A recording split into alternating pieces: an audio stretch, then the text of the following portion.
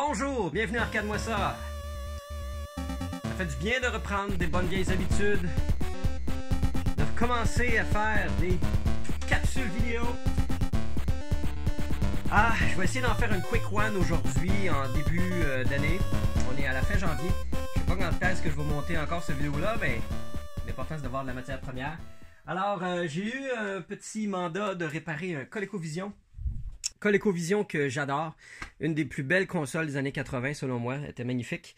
On voit que, tiens, je viens de remarquer, elle a déjà essayé d'avoir une tentative d'ouverture. On a une ouverture! Je vais vous montrer rapidement le problème qu'on a ici en ce moment avec notre ColecoVision, qui fonctionne. C'est pas l'interrupteur. En fait, le problème vient qu'on n'a pas de pew-pew et de bomb dropping sur Cosmic Avenger. Il y a plusieurs, en fin de compte, jeux qui ont été essayés et je vais vous montrer un peu ma méthode pour diagnostiquer la source du problème. Alors, première des choses, Cosmic Avenger, un excellent jeu de Universal. Peut-être une des plus belles bornes d'arcade. Je trouve que Universal faisait les plus belles bornes. Et celle de Cosmic Avenger est la plus belle qu'ils ont faite selon moi. Alors en ce moment, si j'appuie sur les pitons de côté, je n'ai absolument aucun pew-pew et bomb dropping. Mais j'ai du haut bas gauche-droite. Préalablement, j'ai fait un interchangeage de manettes pour réaliser, allez, boom! J'ai fait crasher mon bonhomme. Et là, j'ai parti une game à 2 pour montrer que cette manette-là, qui était dans le port numéro 1 un peu plus tôt, est maintenant dans le port numéro 2. Et j'ai du bomb dropping et j'ai du pew-pew.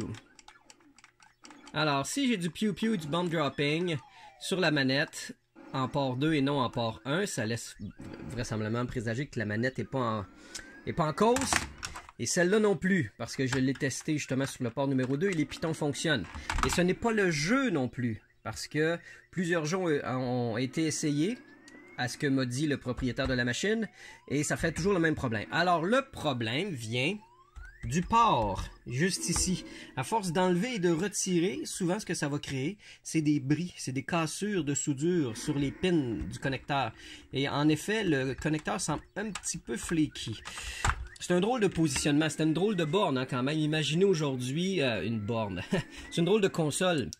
Imaginez aujourd'hui que le Xbox ou le PlayStation a carrément un case fait pour y insérer les manettes. Ça serait weirdy. Alors, mais à l'époque, ça se faisait comme ça et je trouve que ça y donne un look tout simplement extrêmement charmant. Alors, ce que je vais faire une petite coupure et vous montrer. Première des choses, je vais chauffer un peu ici au séchoir la façade pour ramollir la colle pour que ça soit plus facile à enlever parce qu'on a des vis ici à enlever pour être capable d'ouvrir le boîtier. On commence par ça, on ouvre le boîtier et puis on inspecte le port une fois que c'est fait. En enlevant le couvercle, il nous reste à enlever le bouton d'allumage et le bouton de reset. On les joint avec le panneau de la façade qui va juste ici. Il y a à peu près 6 vis à enlever en tout. 3 à la façade, 6 en dessous. Il y en a 2 enlevés pour le couvercle de métal, le RF Shielding. Malheureusement, celui-ci ne se laisse pas enlever facilement. Il faut dessouder les ground braid, les tresses de mise à la terre. Il y en a une ici et une là pour être capable carrément de l'enlever et d'accéder au port ici. Une fois que ça c'est dessoudé, bing, ding, ding, ding, ding, on dévisse la vis de retien du plateau du PCB principal. On y fait sortir la petite slot du couvercle ici. Voilà. Donc ça c'est le port numéro 1. Les pins sont corrects. Ils n'ont pas l'air trop sales. Ici on regarde ici sur le dessus du PCB. J'essaie de le brasser un peu pour voir si je verrais pas une soudure cassée carrément. Il n'y a rien de très apparent, mais je vais vous le dire sincèrement, une soudure cassée. On est chanceux qu'on est capable de la voir à l'œil. Très souvent, ça prend une loupe.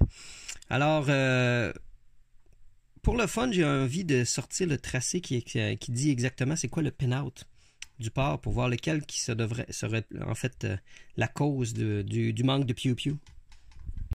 J'ai imprimé le diagramme du pin-out d'un joystick de Coleco pour me rendre compte que la pin qui est juste ici, c'est elle, en fin de compte, qui est commune aux deux pitons Fire de la manette. Alors, il est fort probable que ce ground-là soit responsable, en fin de compte, du fait que les deux pitons ne marchent pas sur la manette, ce qui correspond, en fin de compte, à la pin qui est juste ici.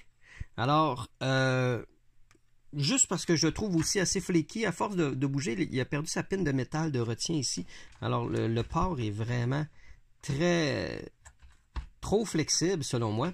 Alors je vais enlever l'étain sur chacune des connexions, les refaire en espérant que ça règle le problème une bonne fois pour toutes. Au moment où j'ai dessoudé les pins, j'ai vu que la pin qui est ici a carrément tombé par en dessous. J'ai donc décidé de retirer complètement le port pour me rendre compte qu'il y a en fait une connexion, une patte de cassé juste ici. Alors, une réparation va impliquer, bon, je vais faire un nettoyage de chacune des pattes, mais je vais rallonger cette patte-ci. J'ai assez long de pattes pour en connecter une nouvelle. Alors, je vais simplement en coller, en souder une exactement le même diamètre sur celle-ci, sur toute sa longueur, pour une solidité accrue. Et normalement, ça devrait fonctionner. Si vous vous dites finalement pourquoi il n'y en a pas carrément à la droite, c'est que celle-ci n'est pas utilisée. Vous irez voir que celle-ci et celle-là, normalement, n'est pas utilisée sur le port de la manette. Donc, en fait, vraiment crinqué, je pourrais prendre la patte qui est là. En fait, ouais, je pourrais prendre celle-là et la déplacer ici. Mais ça serait plutôt fastidieux. Bon, on est une couple de jours plus tard. Hey, je suis même pas capable d'avoir une demi-heure à moi des fois pour être capable de travailler sur mes affaires. Bon. Coleco, où est-ce qu'on était rendu? On était rendu à faire une réparation un peu de fortune sur le contrôleur du port ici parce qu'il manque une pin. Et puis, je me suis dit, tiens, j'ai un petit peu de matière première à ma portée de la main. Et cette matière première, c'est un Atari VCS Telegames. Alors ça, c'est dans les premières versions du Atari. Mais là, vous direz, hey, c'est quand même pas un Heavy Sixers, pour ceux qui s'y connaissent. Non, le Telegames, c'est la version de Sears du Atari 2600. Je pourrais vous faire vraiment une vidéo d'à peu près 45 minutes ou 45 jours sur l'Atari 2600. Je connais à peu près les 7 versions de la console qui s'est faite. Ça, c'est basé sur le deuxième modèle du Atari qui était fait à Taïwan. Et Sears ont eu les droits d'en faire des clones. Alors, ça s'appelait le Video Arcade, mais ça reste un 6 switch. Donc, c'est exactement le matos original. Mais on s'attardera pas plus que ça. Moi, ce que je veux en ce moment, là, c'est ça ici. Alors, on va aller y chercher un port. Et là, pour ceux qui se demandent, ah, tu vas faire une boucherie, sachez qu'il ne fonctionne plus. Et que les Sears Telegame valent sensiblement de la chenoute. Ça vaut presque rien. Alors, ça me fait pas du tout mal au cœur d'aller chercher quelque chose à l'intérieur de ça. Et éventuellement, si le temps me le permet, je vais donner une deuxième vie à ce type d'Atari. Parce que voyez-vous, j'en ai exactement 2 des Atari Telegame comme ça. Et j'ai un projet un petit peu flyé parce que je sais pas comment faire autrement. Que j'aimerais faire avec ça un jour. Mais d'ici à ce que ça se produise, le Telegame va servir à bien mieux. C'est-à-dire sauver un Coleco. Alors, ce que vous voyez là, ça c'est exactement le même hardware qu'il y a dans un Atari Heavy Sixer ou dans celui-ci. Celui qui se demande pourquoi j'arrête pas de dire Heavy Sixer, c'est que la première version du Atari 2600, qui s'appelait pas encore 2600, mais bien le VCS pour Video Computer System, il était fait en Californie. Et il y avait un gros casing en plastique épais qui le rendait très lourd. Et à partir de l'année suivante, ils ont commencé à le faire en Taïwan. Le case a été diminué pour qu'il soit plus léger et que ça coûte moins cher de transport. Fun fact! Alors, voilà. C'est pour ça. Puis c'est pour ça que le Heavy Sixer est très recherché, vaut plus cher. C'est un modèle plus rare. Et nous, dans ce cas-ci, ben, c'est ça. On s'en fout de ça. J'ai déjà eu 3 ou 4 Heavy Sixer dans ma vie. Ouais, je suis le même. Je les ai tous revendus par la suite. Alors, si on veut s'amuser, Coleco et Atari partageaient exactement. Oh, est-ce qu'ils sont exactement? on va être capable de voir exactement le même type de port. Et je vous surprends-tu en vous disant que c'est exactement la même chose avec les Sega et les Genesis. Ça va se dire, pourquoi Nintendo cherchait à réinventer la roue et utilisait un autre type de port? Ce sera intéressant, faut croire, hein? Alors, oui, ce sont les mêmes types de ports aussi que on retrouve dans les Commodore. Alors, VIC-20, Commodore 64. Je pense même que Amiga avait encore ça. Ça a été un type de port extrêmement populaire. J'ai donc retiré le port du bord du Atari et je suis prêt à l'insérer et je ne crois pas sans trop de peine dans la nouvelle. La pin est réinstallée et il me reste maintenant à la ressouder. Le test de fonctionnalité va se faire sous peu. Alors, on applique comme il faut la pointe à la fois sur la pin et la base. On s'assure que notre pointe est bien propre. Come on, baby. Pas plus long que ça.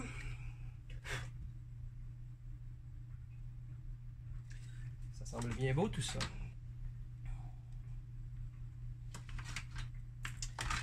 Là, ouais, je vais faire le test comme ça.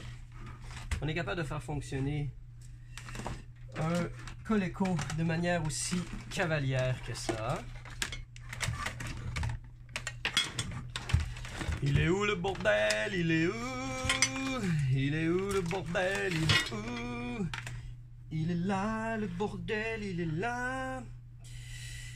Il est là, ça c'est sûr. Il faut faire attention ici parce qu'il y en passe de courant.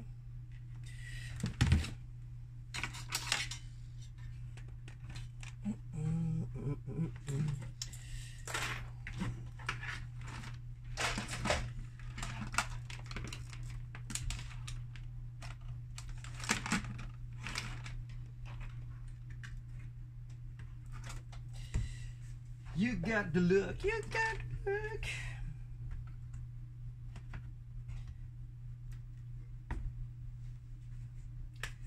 Eh oui, ça marche comme ça.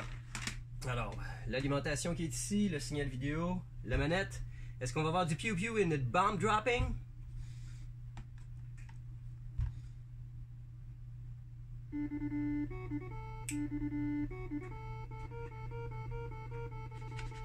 Comment ne pas se sentir puissant? We got the pew and we got the drop. Et voilà. Il n'en fallait pas plus qu'un nouveau port de connexion de joystick pour profiter à nouveau de cette magnifique pièce d'anthologie électronique que le ColecoVision. Console que j'adore. À tellement de points de vue. Le design de la machine, les jeux qui ont été dessus. C'est vraiment pas la meilleure joystick et qu'on s'entend là-dessus. Mais c'est pas grave. On dirait que c'est ce qui a donné le coup d'envoi à la fameuse expression « c'est la faute à la manette ». C'est la manette, c'est la faute à la manette. Alors c'est sous cette ambiance de Cosmic Avenger que je vous dis à très bientôt. Merci de continuer à vous abonner en grand nombre. Mon Dieu que je trouve ça fantastique. Je fais pas ça pour ça, mais c'est quand même le fun quand on arrive à tous les jours et on voit que ça monte. Alors ça veut dire que je me dis que je suis dans la bonne direction. Alors je veux continuer à l'être pour vous encore longtemps. Portez-vous bien et à la prochaine.